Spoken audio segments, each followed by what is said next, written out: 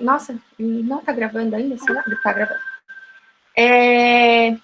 Enfim, um comentário sobre a aula anterior. Boa noite.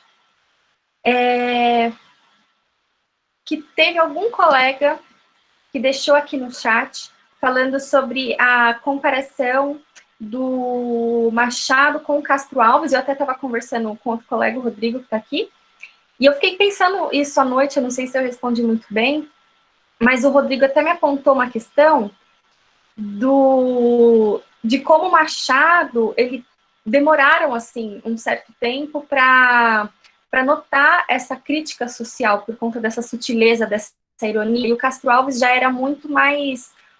A crítica, né, à escravidão era muito mais forte e presente de forma mais evidente mesmo, né? Então, só esse apontamento, assim, que me ficou na cabeça de ontem. Mas, enfim, se alguém, né, repito, se alguém tiver algum outro comentário sobre ontem, também podem fazer. Dá para fazer vários paralelos com o atual momento político que o Brasil atravessa. Sim, muitos, muitos mesmo. E com a aula de hoje também, como a gente vai ver. Aliás, acho que com todas essas imagens do pobre que a gente está vendo aqui, dá para a gente contextualizar no presente, né? E para começar hoje, então, para a gente, de fato, entrar na aula, eu queria puxar o tema de hoje com um trecho do filme que eu já falei para vocês, né? Quem quisesse, pudesse assistir ontem, que é o Deus e o Diabo na Terra do Sol. Acho que tá aparecendo certinho aqui, né? Tá, conseguindo ver. Enfim, vamos dar uma olhada primeiro, e aí depois a gente faz os comentários, certo? Vamos lá.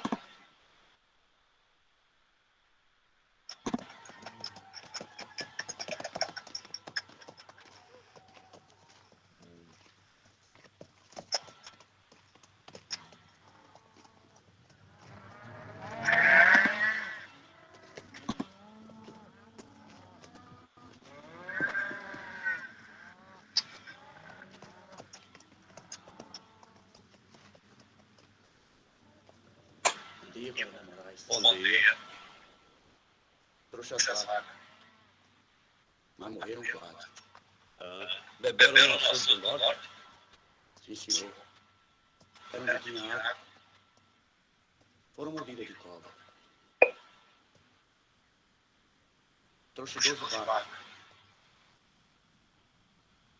Queria fazer a partida para ajustar a conta. Não tem conta para acertar. As vacas que morreram eram todas suas. Mas, senhor Moraes, as vacas que enterram do senhor. Não pode ser logo as minhas. Sou homem pobre. Foi azar, mas é verdade. As coroas deu as leis do senhor. Já disse, está dito. A lei está comigo.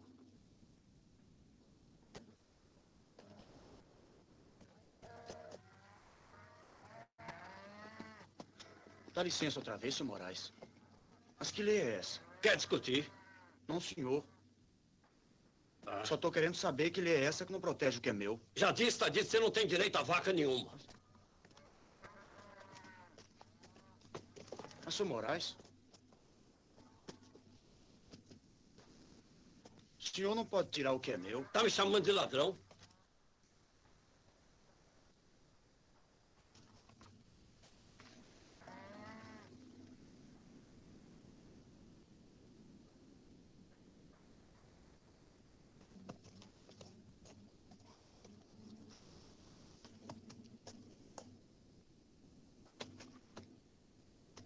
Quem está falando é o senhor. Para você aprender, seu ordinário.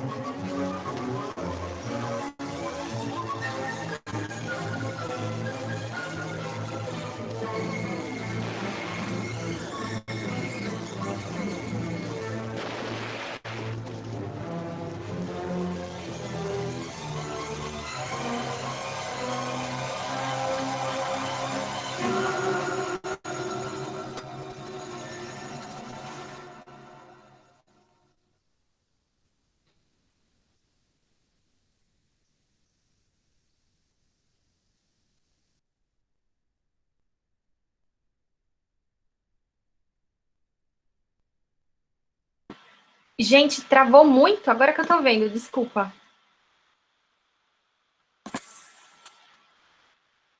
Mas deu para ver um pouco, pelo menos? Deu para pegar a ideia? Ótimo. Ok. Só no final, perfeito. Ok. Bom. Ok, então se deu para entender é o que importa. De qualquer forma, depois vocês podem ver o filme inteiro no YouTube, né? Eu mandei o link. Mas, enfim. Qual que é a ideia que eu quero passar aqui, então, né? Antes, fazer um resumo para quem não sabe. Deus, o Diabo e na Terra do Sol, ele vai contar a história do Manuel, que é aquele moço que vai pedir, né, para fazer a partilha do dinheiro, vai entregar o gado pro ai, como diz? Nossa, gente, me fugiu a palavra. Pro coronel, né, de quem ele cuidava do gado.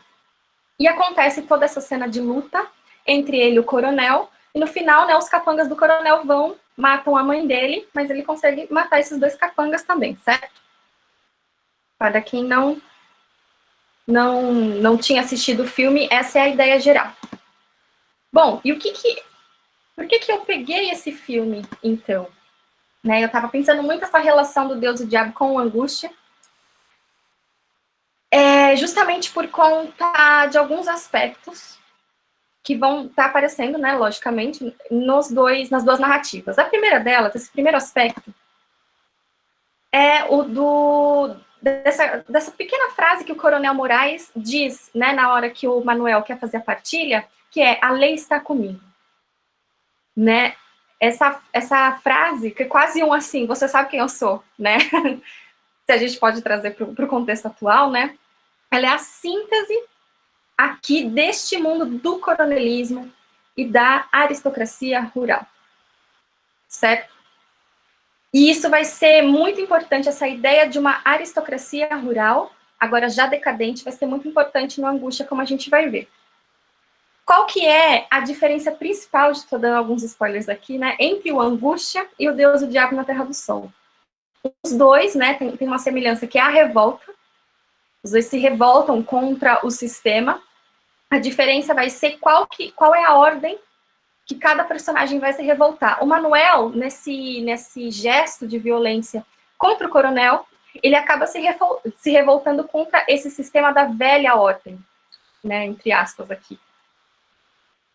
Que é justamente esse mundo onde a lei estava com o coronel e todo esse sistema da aristocracia rural, do latifundiário e etc. Ok? E eu também peguei uma questão eu também peguei esse filme porque é muito interessante a gente ver esse diálogo entre o cinema novo com o romance de 30. Né? Eu deixei esse livro aqui em PDF completo para vocês, é muito interessante. Eu li o capítulo sobre o Deus e o Diabo e fala muitas coisas interessantes para quem gosta de cinema, e enfim, que é o do Ismael Xavier, Sertão Mar. E, bom, eu vou ler antes de comparar com o que eu quero comparar, né? Ele diz aqui que no cinema novo há uma certa estética da fome, e ele caracteriza da fome a estética. A preposição da, ao contrário da preposição sobre. Então, não é estética sobre a fome, né? Estética da fome. E isso marca a diferença. A fome não se define como tema, objeto do qual se fala. Ela se instala na própria forma do dizer, na própria textura das obras. Isso, eu acho que não tem como a gente não lembrar do Vidas Secas. Né? Quem é professor sabe também, a gente sempre fala, né, as secas não são só as vidas dos personagens, é também a linguagem, é a comunicação entre eles, né? Então tem esse diálogo entre a estética da fome do cinema novo, Volta à Baleia. Tem muitos alunos, aliás, que eu conheço, ficaram muito chateados quando a FUVEST trocou o Vidas Secas pelo Angústia, mas o Angústia é um livro igualmente fantástico. E, enfim, essa seca na linguagem, né? A estética da fome aqui também, tanto no cinema novo, quanto no Vidas Secas. Certo? Perguntas aqui. O livro está no Google Drive. O livro do Ismael Xavier, Sertão Mar. O Angústia, eu não coloquei, mas eu acho que vocês acham em PDF. Bom, Vidas Secas com certeza acham, né? E, enfim, deixa eu voltar aqui. Cadê onde eu tô? Aqui. Então, tudo isso para sintetizar, inclusive, como o Luiz Bueno, numa história do Romance de 30 diz, e eu também deixei, tá, a tese do Luiz Bueno. Eu não tenho esse livro em casa, eu precisava muito dele, né, saudades biblioteca. Mas eu achei a tese do Luiz Bueno, que foi o que deu origem ao livro, também deixei lá com vocês. É maravilhoso para quem quer se aprofundar no Romance de 30. É um livro muito esclarecedor, né? Uma tese muito esclarecedora. E ele também, nessa tese, ele vai fazer essa comparação do cinema novo com o Romance de 30, né? Falando que o cinema novo, a sua base vai ser justamente nesse resgate do Romance de 30. Mas então, o que eu quis puxar exatamente daqui é essa revolta que o Manuel demonstra, que é uma revolta que tem semelhanças e diferenças com a revolta que a gente vai ver também no Angústia. Uma pergunta que eu perdi, não. Bom, então só para quem não se lembra, né, o que é o Romance de 30? O Romance de 30 é a segunda fase do modernismo brasileiro, que a gente chama, né, e aqui entre muitas aspas, regionalista.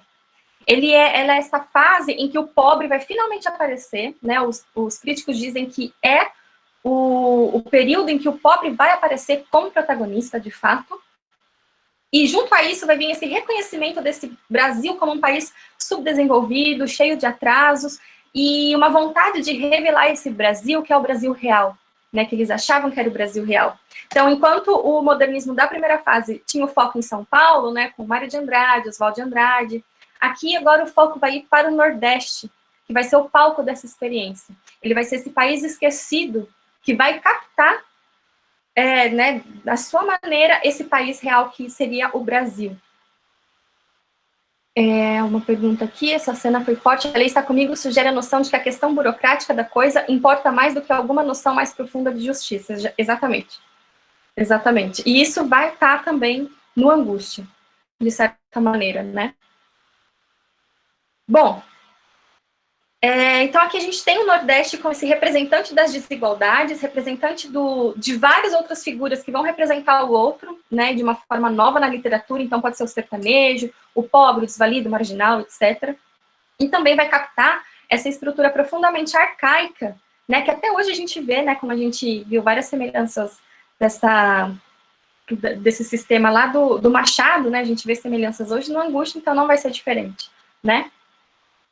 E vai ter a exploração de um novo tipo de herói, que assim, o Luiz da Silva é a imagem desse herói, que é o fracassado. A gente vai ver também quem é o fracassado exatamente. Alguma coisa no chat? Não? Ok. Então, vamos começar. Vamos começar a falar de Angústia, então. Angústia foi lançado bem no meio da década de 30, em 1936, e o protagonista é o Luiz da Silva. Quem é Luiz da Silva? Luiz da Silva ele é um neto de um latifundiário, uma família de latifundiários que entrou em decadência, na verdade, e isso vai mover todo o enredo do romance, né? O pai dele é o Camilo Pereira da Silva e o avô é o Trajano Pereira de Alquino Cavalcante Silva, né? E a decadência, né, como muitos críticos já notam, vem inclusive no nome, né? Então, Trajano Pereira de Aquino Cavalcante Silva era o avô, o grande latifundiário. O pai era já Camilo Pereira da Silva, as coisas já estavam começando a balançar. Depois veio simplesmente Luiz da Silva, né, o sistema decaiu. E o Luiz da Silva, ele já está, então, no meio urbano, ele sai desse meio rural, né, já está na cidade, ele está em Maceió, ele é um funcionário público e um escritor, quando ele consegue escrever, que a gente vai ver que não é sempre que ele consegue desenvolver a escrita dele. E esse meio urbano, ele é marcado pela industrialização, e com essa industrialização, a gente vai ver que o poder, e isso vai ser fundamental na narrativa, o poder vai mudar.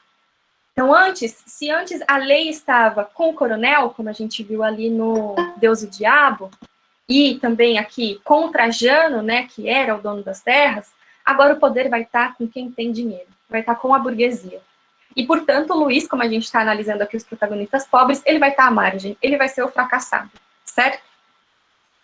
E tudo que vai mover o romance, praticamente todas as ações, vai pegar essa questão do passado versus o presente, a velha ordem da aristocracia rural, em contraposição com a nova ordem, que é essencialmente capitalista e dá o poder a quem tem dinheiro.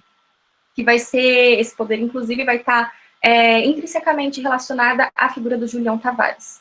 A gente também já vai ver quem é daqui a pouco. Ok? Bom. E aí, então, trouxe mais trechos hoje, assim como a gente fez ontem, né, para a gente dar uma olhadinha na escrita do Graciliano, para quem não conhece, né, e também como o Luiz da Silva vai caracterizar a si mesmo e ao mundo. E a primeira citação que eu trago é essa. Ele está lembrando, né, desse passado da aristocracia rural, e aí ele diz: tento lembrar-me de uma dor humana. As leituras auxiliam-me, atiçam-me o sentimento.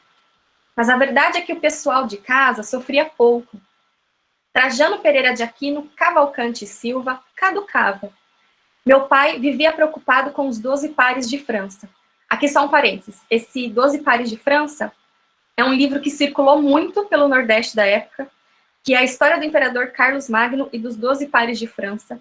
E tem um ensaio que eu achei, assim, muito legal, que eu deixei para vocês também, no Drive, que ele vai pegar essa leitura do pai dele, né, sobre Carlos Magno, e relacionar com todas essas questões da obra. É muito interessante para quem quiser ver, a gente não vai ter tempo de se aprofundar nisso, mas tem uns historiadores aqui, né, se vocês se interessarem, né, enfim, tá lá no Drive. Então, o pai vivia preocupado com os 12 pares de França. Sinhá Germana tinha morrido. Sinhá Germana é a avó. Quitéria, coitada, era bruta demais e por isso insensível. Quitéria era a empregada da casa. Os outros moradores da fazenda, as criaturas que viviam em ranchos de palha construídos nas ribanceiras do Ipanema, não se queixavam. José Bahia falava baixo e ria sempre. Sinhá Teta rezava novenas e fazia partos pela vizinhança. Amaro Vaqueiro alimentava-se nas secas com sementes de mucunã lavadas em 7 águas, raiz de imbu, miolho de xique-xique e de tempos a tempos furtava uma cabra no chiqueiro e atirava a culpa sussuarana. Todos esses eles são os funcionários, né, do pai, do avô, né. E aí ele finaliza então: dores só as minhas, mas estas vieram depois. Então a gente já consegue ver aqui que ele atribui uma certa idealização desse passado, né? Nesse passado, onde a aristocracia rural é presente, não havia dor. A dor só veio depois com ele, nessa nova ordem social do meio urbano. E como o Luiz da Silva ele é caracterizado? Porque a gente vai ver certa diferença. O Luiz da Silva, ele não é assim tão, digamos assim, tão miserável como o Neves, que a gente viu na aula passada do Machado. Ele já está ali, estaria um pouco acima do Cândido Neves, mas ainda assim é um pobre coitado, né? E aí até o Luiz Bueno, numa história do Romance de 30, ele diz que o Luiz da Silva ele não estava por cima, mas nem um pouco por baixo. E essa noção está no própria mente do Luiz da Silva. Né? Ele se caracteriza dessa maneira, né? Considerava-me um valor miúdo, uma espécie de níquel social, mas enfim, valor. O aluguel da mesa estava pago, andava em todas as ruas sem precisar dobrar esquinas. A minha situação não era das piores. Uns 3 contos de economias depositados no banco. A gente que se casa com menos e vive. Essa questão do dinheiro está, inclusive, na definição de si próprio, né? Eu sou um valor miúdo, mas tem o meu valor, né? E a felicidade, essa pouca felicidade, né? Se é que a gente pode chamar assim, ela vai estar muito atrelada a essa questão, tipo, ok, eu sou um pobre coitado, mas pelo menos o meu aluguel está pago e eu tenho um pouquinho lá de economia no banco, né? Eu posso, inclusive, casar com a Marina, a gente vai ver a Marina daqui a pouco, né? Porque tem gente que vive com menos do que isso, se casa, né? Enfim. E essa figura, então, do Luiz da Silva, ela é contraposta à do Julião Tavares e a de todos os outros burgueses que, né, circulam o protagonista Luiz da Silva. Né, em um trecho ele diz, nesse último trecho daqui da página, uma pátria dominada por Dr. Gouveia, que é o dono da casa dele, né, a quem ele paga o aluguel, Julião Tavares, o diretor da minha repartição, o amante de Dona Mercedes, outros desta marca, era chinfrim. Tudo odioso e estúpido. mais odioso e estúpido que o sujeito cabeludo que despejava aguardente no copo sujo. Essa sujeira, é com ódio mesmo que ele vê essa classe da burguesia que domina e que tem o poder do dinheiro, né, naquele meio urbano. Certo? Nada por enquanto. Se quiserem perguntar, fiquem à vontade, comentar, enfim. Vocês sabem, né? Bom, e aí, então, entra a Marina. A gente tem a impressão, e o Luiz Bueno, ele fala um pouco sobre isso também, né? De que essa ordem do dinheiro, de alguns estarem por cima e outros estarem por baixo, isso acaba sendo transposta à relação amorosa entre o Luiz da Silva e a Marina. A Marina era uma vizinha dele, né? E ele se apaixona por ela. E ela acaba, né? Para quem não sabe, ela acaba o traindo com o Julião Tavares, que é o dono de uma loja, né? Que é esse burguês que a gente vai ver daqui a pouco também.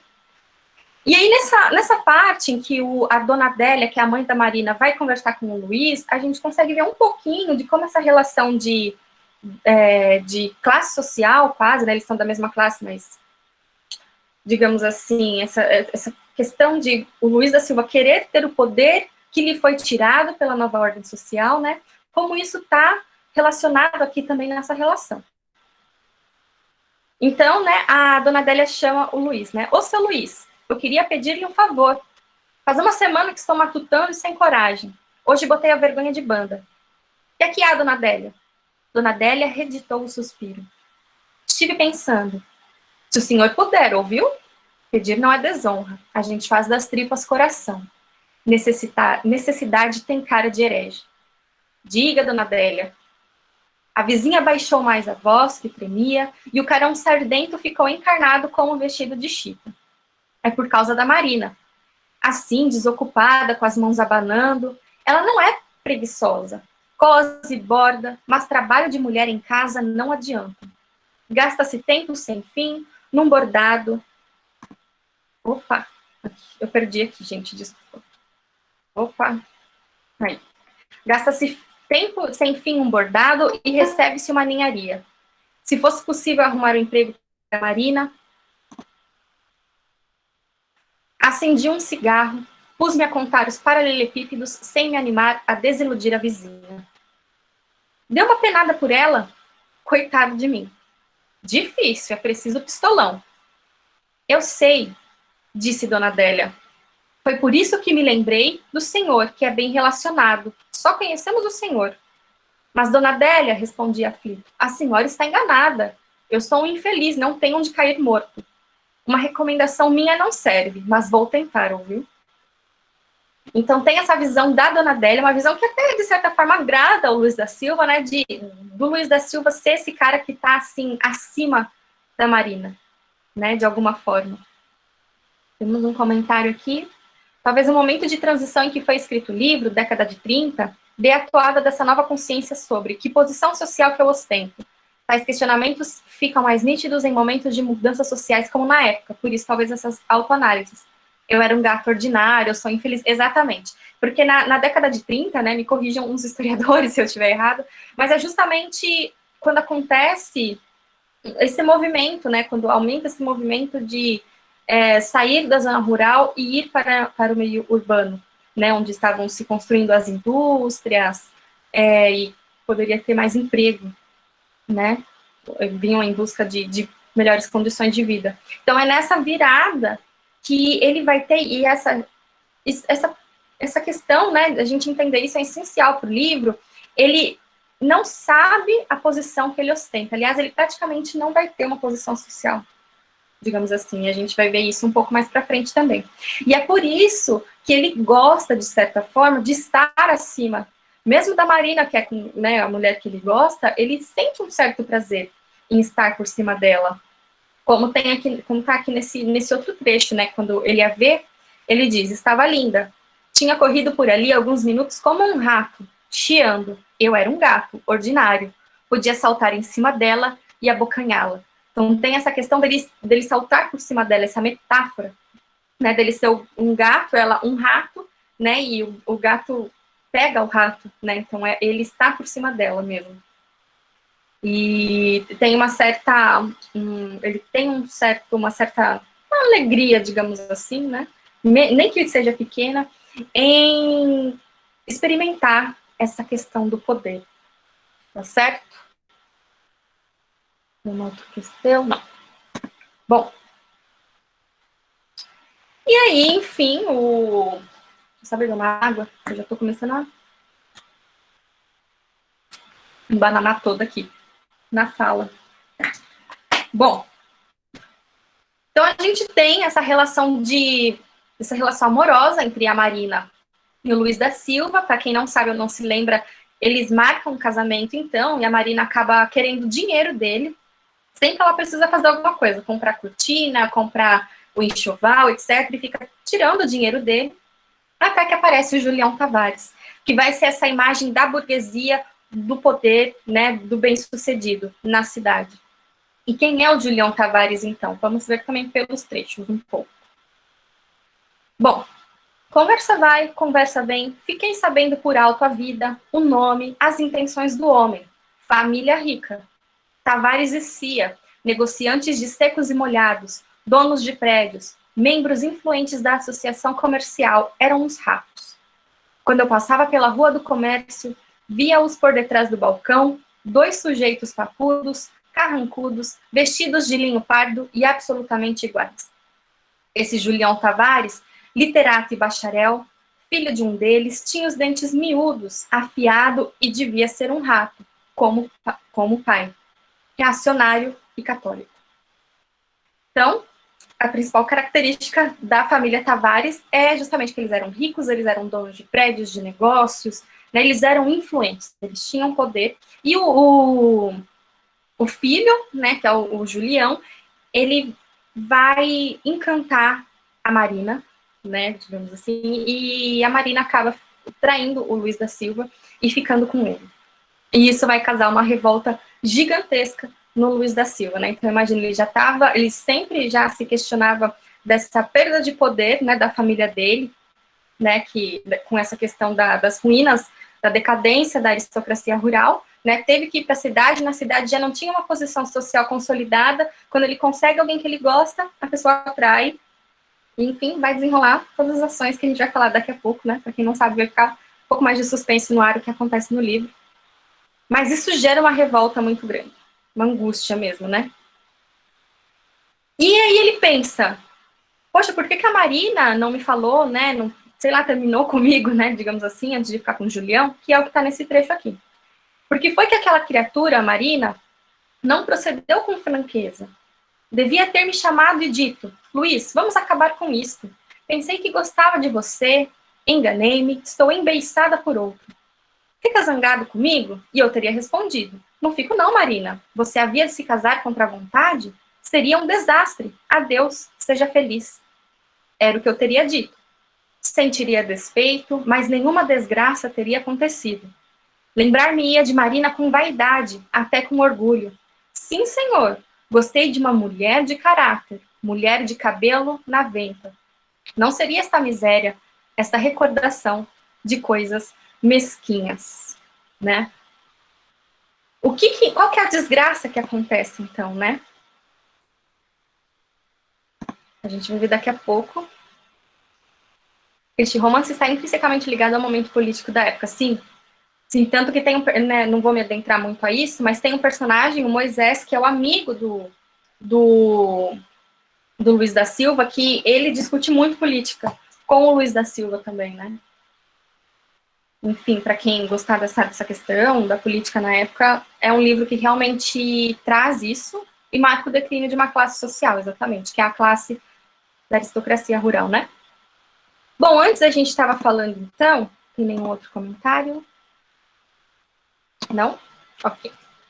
Então, bom, ele perguntou, né, ele pensa, né, que é um livro todo passado no fluxo de consciência do Luiz da Silva, e ele pensa, poxa, por que a Marina não foi sincera comigo? Ela seria, sim, uma mulher de caráter.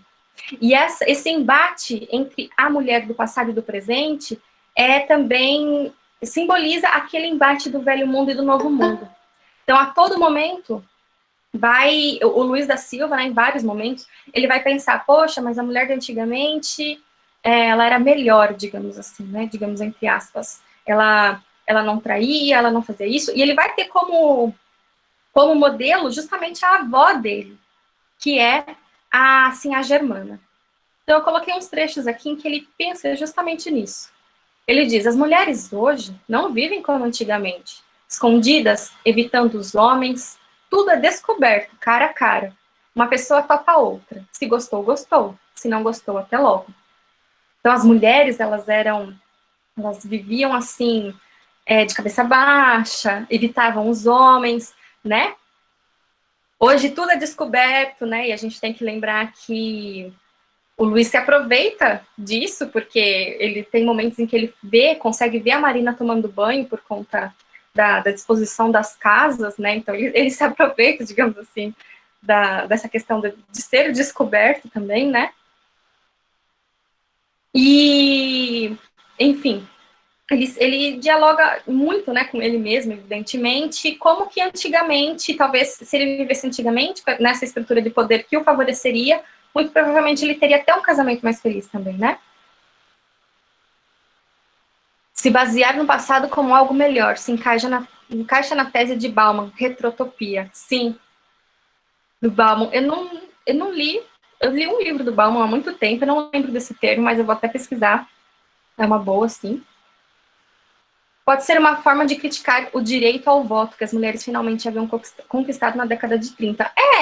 Eu acho que a gente pode pensar assim, eu acho que, na verdade, não só o direito ao voto, mas é uma visão machista, evidentemente, e é uma visão que eu acho que ele vai criticar todos, não só o voto, mas todos os direitos e os avanços que as mulheres estavam conseguindo. Né? Que para ele era uma pouca vergonha, né, digamos, em termos populares. Ele não fala exatamente do voto, mas a gente acho que pode incluir todos os avanços aí para as mulheres. Bem lembrado do Bauman, sim. Bom, e no outro trecho, né, num outro momento do livro, ele pensa a mesma coisa. Né? Então a Marina já está o traindo com o Julião, e ele pensa, que me importava que Marina fosse de outro? Aí ele já tenta, assim, modernizar, digamos assim, o pensamento dele, né? Mas ao mesmo tempo vai ser bem machista. As mulheres não são de ninguém, não tem dono. Sim, a Germana fora de Trajano Pereira de Aquino Cavalcante Silva, só dele, mas há que tempo? Trajano possuir escravos, prendera cabras no tronco, e os cangaceiros, vendo, varriam o chão com a aba do chapéu de couro. Tudo agora diferente. Sim, a Germana nunca havia trastejado. Ali no duro, as costas calejando a esfregar-se no couro cru do leito de Trajano. Sim, a Germana. E sim, a Germana, doente ou com saúde, quisesse ou não quisesse, lá estava pronta, livre de desejos, tranquila, para o rápido amor dos brutos. Malícia nenhuma. Como a cidade me afastara... Ai, meu Deus, perdi. A última frase. Como a cidade me afastara de meus avós. Essa é a síntese de todo o pensamento dessa retrotopia, né, do Baum, bem lembrado aqui, né, dessa questão da cidade que o afastou desse tempo dos avós, dessa cultura dos avós, desse poder que ele teria se ele conseguisse usufruir desse tempo, né, do avô dele. Bom, próximo. E essa relação, então, como a Marina o trai com o Julião, que é um homem rico, de família rica, a questão do dinheiro vai aparecer de novo, né? Já aparecia antes, como a gente viu, ele se caracterizava, né, como um níquel, enfim. E o dinheiro vai aparecer de novo para mostrar como ele achava, né, que talvez se ele tivesse mais dinheiro, a Marina se casasse com ele. E ele pensa, enfim, nesse trecho. Ele tá pensando que, se eu não me lembro, era um senhor que ganha na loteria, e aí ele começa a pensar se fosse ele que tivesse ganhado, ele que tivesse com esse bilhete da sorte, né? E ele pensa, se eu pegasse a sorte grande, Marina teria colchas bordadas à mão. Pobre de Marina, precisava fazenda macia, pulseiras de ouro, penduricalhos. As cadeiras da minha casa eram bem ordinárias. No tijolo safado não havia tapete, nem um quadro na parede. E o colchão, duro como pedra, faria escoriações no corpo de Marina. Contento-me com muito pouco. Habituei-me cedo a dormir nas estradas, nos bancos dos jardins. 16.384, gemia o cego batendo com a bengala no cimento, que é o número do bilhete que ganha, né? Ou seria outro número, 100 contos de réis. Inclusive, né, é interessante que 100 contos de réis é justamente a quantia que o Cândido Neves ganha ao pegar a Arminda, né? Enfim. 100 contos de réis, dinheiro bastante para a felicidade de Marina. Se eu possuísse aquilo, construiria um bangalô no alto do farol, um bangalô com vista para a lagoa. Sentar-me-ia ali, de volta da repartição, à tarde, como Tavares e Cia, Doutor Gouveia e os outros. Contaria histórias à minha mulher, olhando os coqueiros, as canoas dos pescadores. 16.384. Vestido de pijama, fumando, olharia lá de cima os telhados da cidade, os bondes pequeninos a rodar, quase parados e sem rumor, os focos da iluminação pública, os coqueiros negros à noite. Uns quadros a óleo enfeitariam a minha sala. Marina dormiria num colchão de paina. E quando saltasse da cama, pisaria num tapete felpudo que lhe meu Deus do céu, acariciaria, pronto, os pés descalços. Então, tudo isso é o pensamento de uma vida, né? Eu sempre lembro dos versos do Drummond, do Bandeira, essa vida que poderia ter sido e que não foi, né? Se por acaso ele ganhasse esse número sorteado. E aí ele viveria justamente como o Julião, né? Que é aquela figura do poder, né? Como eu já disse aqui repetidas vezes. E é interessante, porque eu confesso que isso me veio agora, essa questão da quantia dos 100 contos de réis, né, que é a mesma quantia que o Cândido Neves ganha lá no conto do Machado para pegar a Arminda. E aí eu comecei a pensar, se por acaso ele tivesse uma Arminda para pegar, eu acho que ele também não hesitaria, né, assim como o Cândido não hesitou para salvar o seu filho, digamos assim, acho que ele também não hesitaria para ficar com a Marina, né.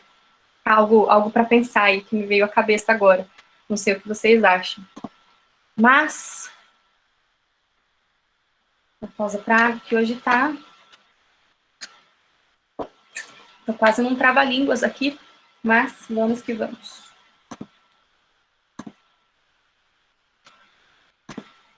Bom, esses alguns trechos, então, acho que já deu para a gente notar essa relação do poder, da diferença entre a velha ordem e a nova ordem, e principalmente para a gente pegar quem que é esse pobre do Angústia, que é o Luiz da Silva, né? Comentário. Graciliano pega essa instabilidade política da época e transporta o personagem com instabilidade emocional e de incertezas do futuro, daí angústia, exatamente. Ele captura este momento de incertezas sociais e políticas do Brasil, que vai de 30 a 37, sim. Graciliano é fantástico, né? Para mim, é um dos meus escritores favoritos, e tem muito isso mesmo, de você colocar essa instabilidade num personagem que também carece não só de uma posição, mas também carece de... né, desse termo aqui, dessa estabilidade emocional, como você disse, né? Muito bem pensado, é isso mesmo. E, enfim, temos pessoas da psicologia aqui, e há um termo que pode caracterizar muito bem, né, e o Luiz Bueno, numa história do romance de 30, caracteriza o Luiz da Silva, muitos Luizes, mas enfim, caracteriza o Luiz da Silva assim, né, em relação do Luiz da Silva com o Julião Tavares, que é o recalque social. Então, ao mesmo tempo que ele tem um ódio do Julião Tavares, ele tem muita inveja. Né? No trecho anterior que a gente viu, ele queria jogar na Mega Sena, tanto para ter a Marina, né, logicamente, mas também para viver como o Julião Tavares. Né? Então, essa relação entre o ódio e a inveja vai comandar toda a ação de revolta do Luiz da Silva, que é justamente matar o Julião Tavares. Né? E para quem não se lembra, ou que não sabe, a morte do Julião vai ser o espelhamento da morte do avô. O avô, ele morreu com uma corda enrolada no pescoço, né, como está no trecho aqui que eu coloquei. Certo dia, uma cascavel se tinha enrolado no pescoço do velho Trajano, que dormia no banco do copiar. Eu olhava de longe aquele enfeite esquisito.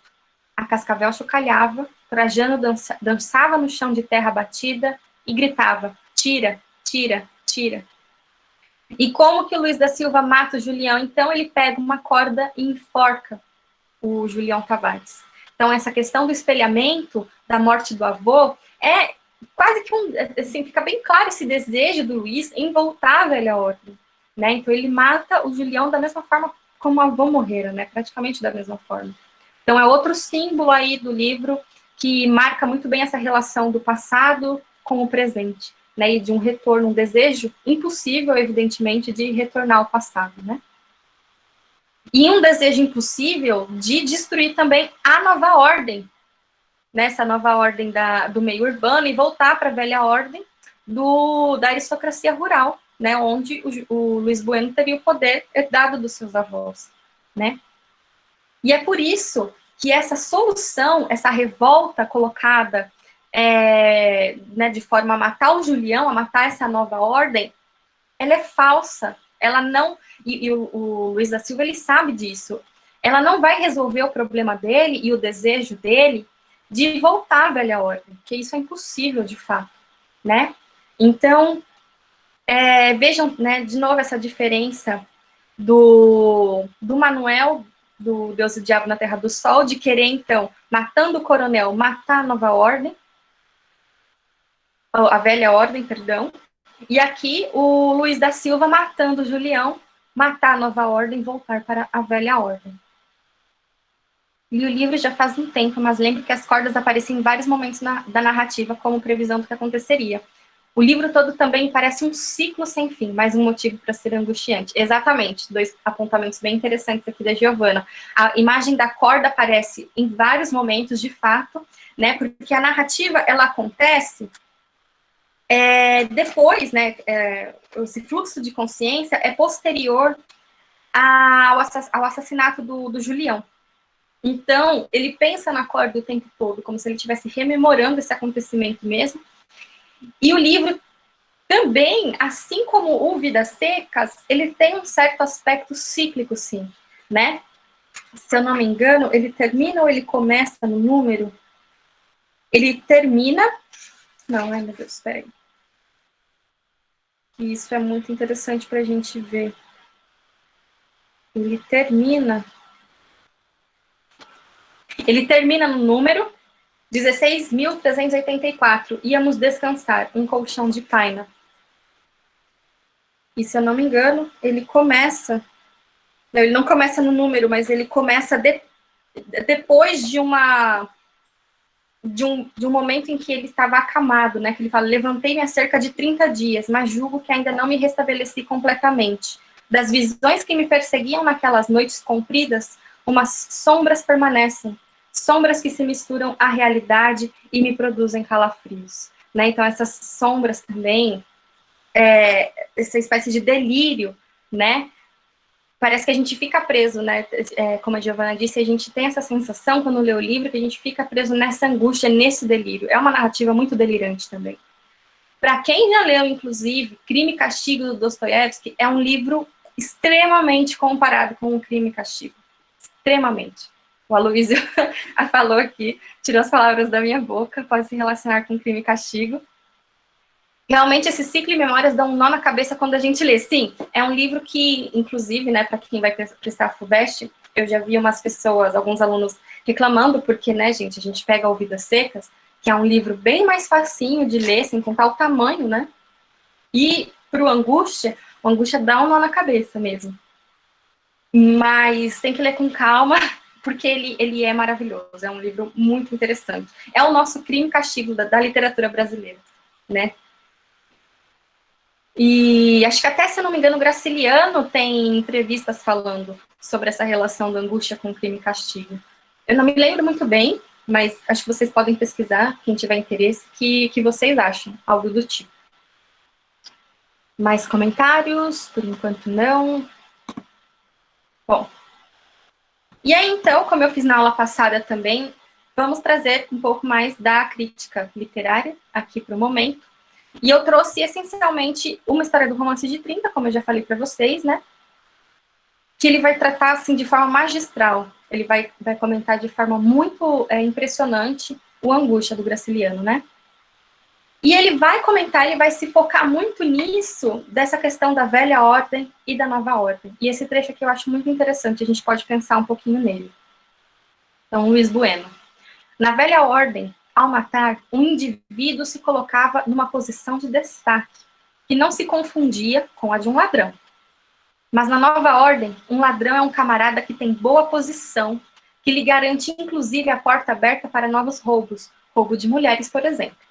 Luís matou Julião, mas não matou essa nova ordem, nem pôde restaurar a antiga, e por isso mesmo permanece à margem. É um rato miúdo. E é interessante que o Luís da Silva vê o Julião e esses burgueses como ratos, né? Também a figura do rato aparece o tempo todo, mas, na verdade, quem é um rato, talvez a gente poderia falar que ele é o rato, né? Nesse caso. Esse rato que está aí desvalido, é um desvalido mesmo, né? E é interessante, então, já que a gente está falando de ratos e de animais, tem uma oposição aqui muito forte entre essa imagem do rato e do animal no Angústia e do animal no Vidas Secas, né? Porque enquanto o Fabiano, naquele diálogo também muito... Diálogo não, né? Num monólogo muito marcante, em que ele diz, Fabiano, você é um homem. Aí depois ele pensa e fala, não, Fabiano, você é um bicho, né? Porque você aguenta as adversidades da vida. E um bicho com orgulho, né? A gente tem essa diferença. Aqui ele é um bicho com orgulho, mas aqui os ratos, né, não teriam esse orgulho de ser ratos. Os ratos são figuras grotescas, nojentas, que representam tudo aquilo que ele detesta, né, na sociedade, realmente. Essa figura do animal também, no Graciliano, ela é bem presente. Se eu não me engano, na infância aparece alguma coisa assim também. Mas, enfim, não vou me lembrar muito bem, que eu vi infância há um tempo atrás também. Mas dá pra gente fazer essa comparação da figura do animal, né? Bom, então, depois dos ratos miúdos que ele diz aqui, enquanto durava a velha ordem, a decadência e a falta de dinheiro não diminuíam o prestígio do velho proprietário, né? Então, assim, o avô dele, inclusive, quando começou a entrar em decadência, ele ainda era prestigiado, ainda era uma figura de respeito e de poder. Essa falta de dinheiro, ao contrário do que acontece na cidade, não vai diminuir o seu prestígio, o seu valor, né? Temos um comentário. O próprio Luiz reafirma, não sou um rato, não quero ser um rato. E aí é interessante que ele, de fato, reafirma isso, e a gente pode pensar na questão do recalque, né? Será que ele não quer mesmo? Porque depois, tudo que ele quer, ele coloca quero ganhar na loteria para viver como o Julião Tavares, como o Dr. Gouveia, né, e etc. Então, parece, eu não sei se tem um nome disso na psicologia também, se vocês souberem, essa questão da negação, né, mas não é uma negação propriamente dita, é uma negação, mas na verdade você quer ser aquilo, né? Não sei se fez sentido, não sei se eu fiquei muito claro, mas enfim. Talvez seja o jogo do burguês, que se entende como ser humano, sendo considerado como animal, rebaixando, e do subjugado trabalhador, que é tratado como bicho, sendo considerado como humano, a despeito do tratamento que a sociedade lhe confere, tá? Então, deixa eu ver se eu entendi. Tem essa questão o burguês é considerado humano, mas ele subjuga o trabalhador, que é colocado como bicho. E é isso, mais ou menos? Eu não sei se entre... Eu sou uma pessoa meio confusa, às vezes, né? Uma espécie de correção de papéis. Ah, sim, a gente pode pensar nisso mesmo, já colocando na questão dos padrões da sociedade, né? O burguês, o trabalhador, né? Quem é o bicho, quem é o homem. A gente pode pensar nisso. É bem por aí o mecanismo psíquico de negação mesmo, sim. Acho que é só negação, né? Não sei se tem um nome. Takes one to know one. Já ouviu essa expressão? Não. Mas interessante. A gente só consegue acusar no outro o que temos um pouco dentro de nós mesmos, exatamente. Projeção também, a gente pode pensar na negação como sendo uma projeção do que ele queria ser, dessa vida desejada, né? Takes one to know one. Nossa, eu não conhecia mesmo. Não seria tipo uma psicologia reversa? O psicologia reversa, eu sinceramente não sei. De você falar que não quer... Ah, sim, nesse sentido, você falar que não quer aquilo que quer. Acho que sim. Acho que sim. Eu não quero ser um rato como o Julião. Aí depois, quem que eu queria? Né? Deus me livre, mas quem me dera, sabe? Tipo assim. Tipo quando diz, te adoro de forma cínica. Eu acho que o Deus me livre, mas quem me dera pode traduzir o sentimento do Julião Tavares, né? O Todorov, também não sei como que é a pronúncia até hoje, fala disso dentro do conceito de alteridade. Nossa, não me lembro. Eu vou reler. Tá nas estruturas narrativas, talvez? Se tiver, né, fica a dica, porque tem ele em PDF aqui completo. Queria ser o Julião, né, minha filha? Exatamente. Na Conquista da América. Legal. Vou procurar. Questão da alteridade do Todorov. Muito bom, muitos comentários. Legal. Mais algum? Acho que eu não perdi nenhum, né? Não, ok. Bom, então depois do Deus me livre, mas quem me dera, do Luiz com o Julião. Então, continuando, né? Ele fala aqui que a falta do dinheiro na antiga ordem, na ordem do avô, não ia diminuir esse prestígio dele, né? Então, assim, Trajano, bêbado, que ele aparece, a figura do avô aparece também como uma certa decadência pessoal, não só social, né? Essa questão da bebida e tudo mais. Mesmo assim, bêbado, ele permanece acima de seu velho escravo, o mestre Domingos, totalmente aprumado na vida, mas ainda reverenciando o velho e cuidando dele, levando-o de volta para casa depois do excesso de cachaça, aguentando as ofensas. Então, né, esse escravo que mesmo ofendido e mesmo com Trajano bêbado ainda cuidava dele. É isso que o Luiz quer, né? Esse poder. O velho não mandava em mais nada, mas os cangaceiros, respeitáveis porque temidos assassinos, iam cumprimentá-lo, humilhados de chapéu na mão. Então tem essa questão, né? Como ele diz aqui no começo, e agora ele reforça com a posição do cangaceiro, quem matava também era visto com certo furor, assim, era respeitado, né? Tinha essa posição de destaque, inclusive os cangaceiros que eram respeitados porque eles eram temidos, né? Eles matavam. E agora não é mais isso. O dinheiro conta muito, não importa como ele foi obtido. E Luiz sabe disso.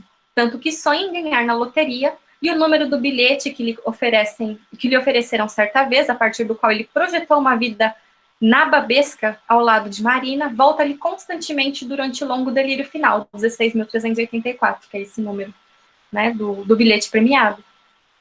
Esse sonho de riqueza mostra bem que Luiz vive nas duas ordens. Se a velha ordem lhe sugeriu uma falsa solução, é porque a solução que poderia ser definitiva na nova ordem, a do dinheiro, está totalmente fora de seu alcance. Né? Qual que é essa falsa solução que a gente viu, então? Matar o Julião. E é justamente a convivência com as duas ordens diferentes de valores que explica o fracasso do acontecimento-chave do romance, que é o assassinato do Julião Tavares.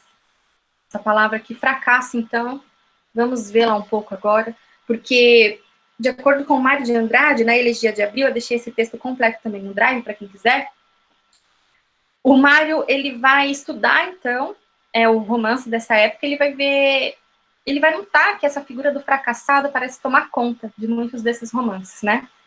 E aqui eu cito o Mário de Andrade.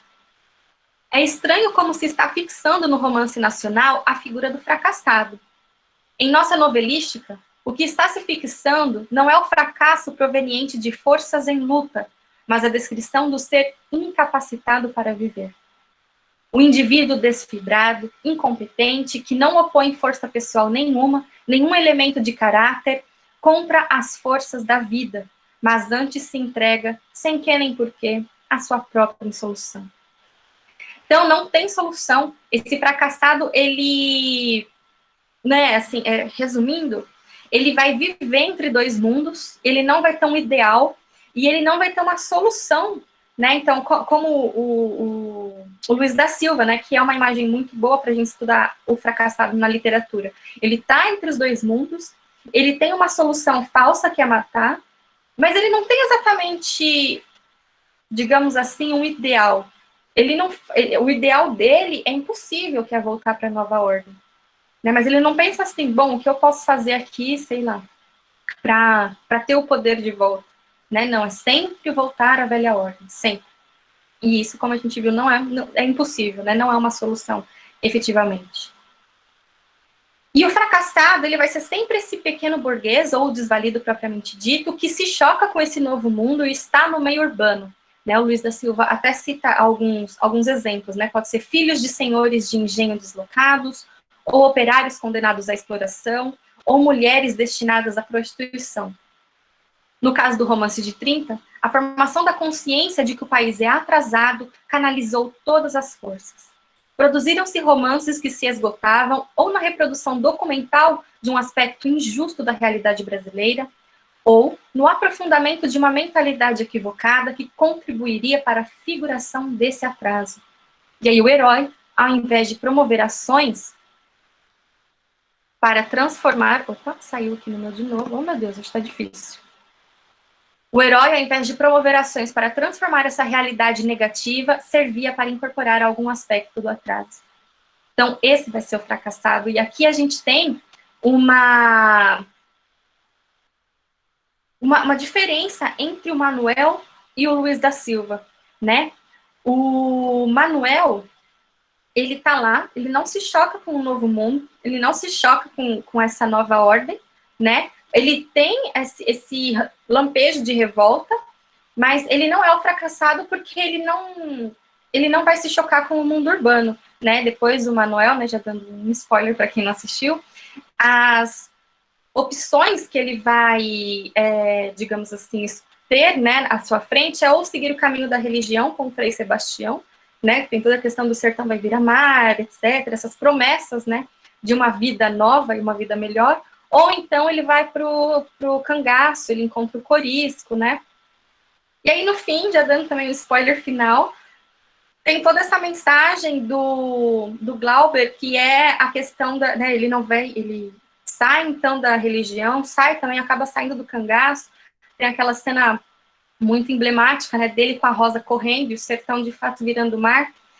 e tem essa questão, essa imagem, essa mensagem, né, na verdade, do Glauber, de que a revolução, então, ela viria do povo. Peguei até com a minha irmã, que deve estar assistindo isso, eu lembrei de falar, anotei aqui, a revolução vem do povo, né? E então, o Manuel, ele não vai ser o fracassado, assim como o Fabiano do Vidas Secas também não vai ser o fracassado, porque eles não se chocam com o novo mundo, né? Eles, lógico, o Fabiano nem revoltar não se revolta, né? Ele tem esse orgulho de ser o bicho aqui, né? E o Luiz da Silva não, o Luiz da Silva ele vai ser diferente, porque nesse choque ele vai ter uma solução impossível, né? Eu já falei demais, deixa eu ver os comentários. O Luiz, além de fracassado no amor, não consegue nem realizar as aspirações literárias dele próprio, é o que a gente vai ver daqui a pouco. Achei meritocrática essa visão do Mário sobre o fracassado. De certa forma, né? Mas a gente tem que analisar o contexto da época também, né? E, enfim, mais alguma coisa aqui? Acho que não. Vamos, então, para o que o Evandro disse, que é o nosso slide final, que também o Luiz da Silva, ele é um escritor, então, né, lembramos disso, e o fracassado aqui, e spoiler, na Hora da Estrela também, a gente vai ver essa figura de volta, ele vai ser o intelectual, o escritor. Né, eu trouxe 2 trechinhos para a gente ver como a escrita aparece aqui no Luiz da Silva, né? Então, a primeira, trabalho num jornal. À noite dou um salto por lá, escrevo umas linhas. Os chefes políticos do interior brigam demais. Procuram-me, explicam os acontecimentos locais e faço diatribes medonhas, que, assinada por eles, vão para a matéria paga. Ganho pela redação e ganho uns tantos por cento pela publicação. Então, para que servia a escrita dele? Para ele escrever, né, de forma anônima para os políticos brigarem. Né? Era um trabalho que ele considerava sujo, mas ele precisava do dinheiro. Né? E o segundo trecho é onde ele diz efetivamente, não consigo escrever. Dinheiro e propriedades que me dão sempre desejos violentos de mortandade e outras destruições, as duas colunas mal impressas, Caixilho, Dr. Gouveia, Moisés, Homem da Luz, negociantes, políticos, diretor e secretário, tudo se move na minha cabeça, como um bando de vermes, em cima de uma coisa amarela, gorda e mole, que é, reparando-se bem, a cara balofa de Julião Tavares, muito aumentada. Então aqui tem uma imagem quase que cômica, né? Desse Julião Tavares, esse poder do Julião Tavares, né? O poder que ele representa ali, rodeando tudo, né? E ele não consegue escrever justamente por conta dessas preocupações mundanas, né? O dinheiro, a propriedade, pagar as contas, né? A questão, né? O homem da luz, negociantes políticos, os políticos pedindo a ele os textos, ele precisando de dinheiro. Então ele também é um fracassado, é um escritor fracassado também. Né, e é como o Evandro aqui disse, ele não consegue nem realizar as aspirações literárias dele próprio, o que aumenta a angústia dele, né? Então, o Luiz da Silva, ele tem, assim, ele é, de fato, ele é angustiado por todas essas questões, né? Pela questão amorosa, social, intelectual, tudo isso acaba deixando esse sentimento e acaba liderando também essa revolta que ele acaba tendo aí no romance contra o Julião e contra a Ordem Nova, né? Dois problemas se misturam, a verdade do universo, a prestação que vai vencer, Raulzito. Resumindo, os pensamentos do Luiz da Silva quanto à escrita é exatamente isso. E os slides acabaram, então, por hoje. Deixa eu voltar aqui.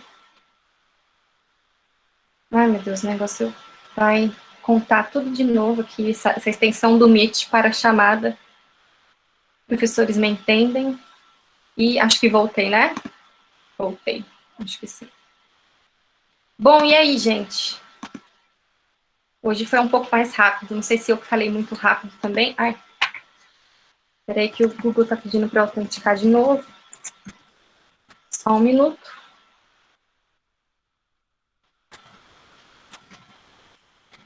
Eu não sei se quem trabalha com o Meet aqui usa essa extensão também. É uma extensão que a cultura... extensão que a cultura extensão, fica estranho, da Fefelete passou pra gente para contabilizar as presenças, né? Pra gente não ter que ficar fazendo chamada, que, pelo amor de Deus, né? Ninguém merece.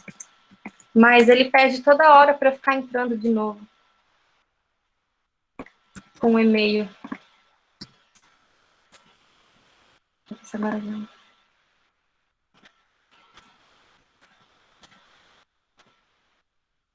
Nossa, ele não tá indo.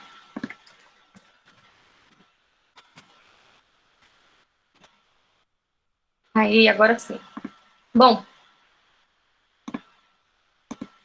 Ai, de novo, de entrar. Pronto. Deixa eu ver comentários. Foi tão bom que passou rápido. Ai, obrigada. Muito obrigada a todos.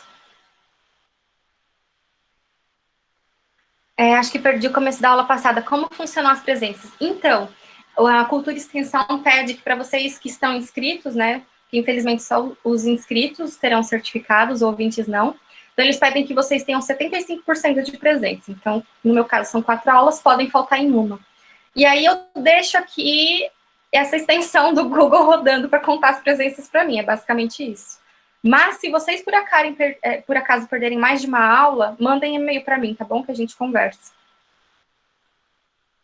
O tempo nem foi notado, passou rápido mesmo, né? Poxa vida. É importante lembrar que no Vidas Secas, os personagens são excluídos socialmente também por causa da linguagem. Exatamente, essa questão da estética da fome muito presente aqui, né? Já o Luiz da Silva é um fracassado que teve acesso aos estudos, o que aumenta a angústia dele também. Né? Ele é um escritor, ele é um intelectual, ele é uma pessoa estudada, e ele vive nessa miséria, ele vive nesse fracasso amoroso, intelectual, social, né? Então ele acaba... Esse sentimento de angústia advém de tudo isso, né? O sentimento presente na cena do Luiz com a dona Adélia me lembrou bastante da cena da prostituta, onde Luísa vê com uma grande repulsa, se vendo obrigada a pagar pelo serviço dela com o pouco dinheiro que ele tinha e a humilhando no final. Sim, essa questão, né, dele querer estar no poder, né? E aí, quando ele tem esse episódio com a prostituta, ele se aproveita disso de alguma forma, né? É necessário escrever no chat? Escrever o quê? Da presença? Se for isso, não é necessário, tá bom? É só estar aqui mesmo. O que o Google faz é contabilizar as pessoas que estão aqui, olha só, e me dá o e-mail de vocês. É só isso. Tecnologia aqui de primeira. Bruna. Não sou Bruna, mas tudo bem, desculpa. Desculpa expor aqui. Amei a aula, mas tenho uma dúvida. Hoje entrei com outro e-mail. Tem algum problema? Nenhum. Qualquer coisa, se der algum problema, eu falo com você, eu unifico o e-mail, enfim. Mariana, ai, desculpa. Eu tô adorando esses finais das aulas, porque eu fico sentindo... Ah, eu também. Ontem, é o que a gente tava falando no começo, eu até sonhei com o... Nossa, pai contra mãe. Quer dizer, tive pesadelo, né? Porque é muito forte. Obrigada a vocês, gente. Obrigada mesmo. Foi ótimo. Tô adorando a presença de vocês. É para comentar mesmo. Mariana, obrigada por mais uma aula. Obrigada a você. Você pode comentar um pouco dessa questão do regionalismo de 30 ter sido colocado apenas entre aspas?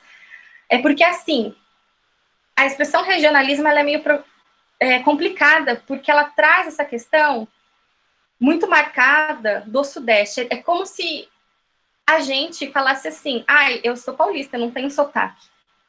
Entendeu? Então, é regionalista pra gente, que não é de lá. Mas para eles é deles, é comum, entendeu? Para o Nordeste. Não sei se eu expliquei muito bem. Mas é mais ou menos por isso que, inclusive, a minha orientadora que diz, né, para colocar entre aspas esse regionalismo, justamente por conta disso, é regionalismo para nós, mas não para eles. Para eles está relatando o cotidiano do Nordeste e etc. Não sei se eu me fiz muito clara, mas o oprimido sonhando em ser opressor. Que falta faria Paulo Freire, talvez, na vida do Luiz da Silva, né? Uma educação emancipadora. No São Bernardo, o interesse amoroso do protagonista é uma professora, e ele acaba comprando-a como uma propriedade. Ele é rico e consegue ter a mulher que ama, ao contrário de Luiz. E, inclusive, ele pertence à velha ordem. Né? Eu acho que Nossa, eu esqueci o nome do protagonista do São Bernardo, gente. Enfim, o protagonista, ele é tudo aquilo que o Luiz da Silva queria ser. Tudo aquilo mesmo, né? Representa esse desejo de poder, o desejo de ter a mulher que ama, enfim, tudo como você falou. Ele é um pobre que fica rico, exatamente, tem essa ascensão social. É interessante o caráter espelhado da linguagem. O fracasso sempre espelha um contexto de sucesso. O que é sucesso em cada época? E a gente pode pensar justamente nisso, né? E também não só em cada época, mas para cada pessoa. Né? No caso do Luiz da Silva, era ser como o Julião Tavares, então. Eu gravei a aula de ontem e tá no Drive, Gi. Se você, por acaso, não conseguiu acessar o Drive, você me fala, tá bom? Mas tá tudo lá. A ideia do preconceito linguístico fica latente nesse ponto, sim. Quando a educação não é libertadora, o sonho do oprimido é ser opressor. Isso mesmo. Seria tipo porque o Sudeste não é regionalismo, exato. O Sudeste nunca é regionalismo, o Sudeste nunca tem sotaque, né? Sempre os outros. Então, Paulo Honório, isso, protagonista de São Bernardo. Obrigada. Mais alguns comentários? Se eu perdi algum, vocês falem de novo, por favor. Deixa eu ver aqui.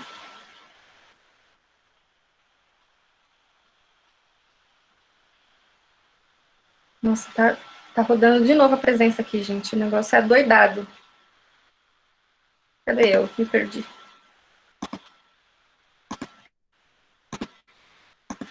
Bom, mais chat. Tem só um minuto. Algum estudo sobre a questão da morte? Parece que a morte aparece, de certa forma, como uma espécie de solução para os problemas. Eu não sei se tem, mas talvez sim. Acho que vale a pena dar um Google, pesquisar no Teses USP, teses de outras universidades, porque deve ter. A morte é um objeto normalmente bem estudado, né? Mas eu não conheço nenhum para indicar.